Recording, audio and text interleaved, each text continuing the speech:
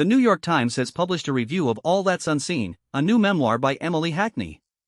The book is subtitled An Appalachian Memoir, and Hackney is an eighth-generation Appalachian, born and raised in Tazewell County, in rural Southwest Virginia.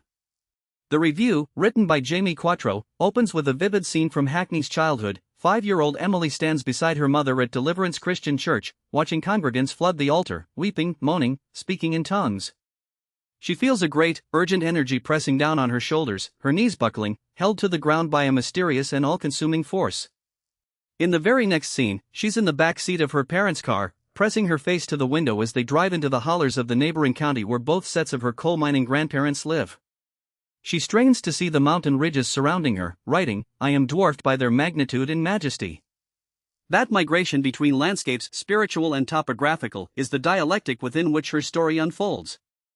As she grows up in the literal shadow of the Appalachians and the figurative shadow of the Pentecostal church, she asks, is salvation in ministry or mountains, pulpit or place?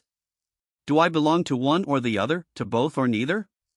Quattro notes it's been 10 years since the publication of Hillbilly Elegy by Vice President J.D. Vance, and we finally have an Appalachian memoir worthy of its origins, by a Gen Z writer too smart and too authentically of her place to reinscribe stereotypes.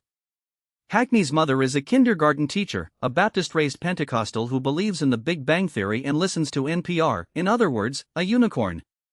Her father is a gentle aspiring history teacher who holds down a string of low-paying jobs. He works as a police officer until he can no longer handle the distress of pulling over meth and heroin users with small children in the back seat, then takes a job as an overnight security guard at a junkyard. After Hackney and her brother notice their piggy bank savings dwindling, their parents admit to borrowing the cash. They pay it back after Hackney's father secures an administrative job at Knox Creek Mine.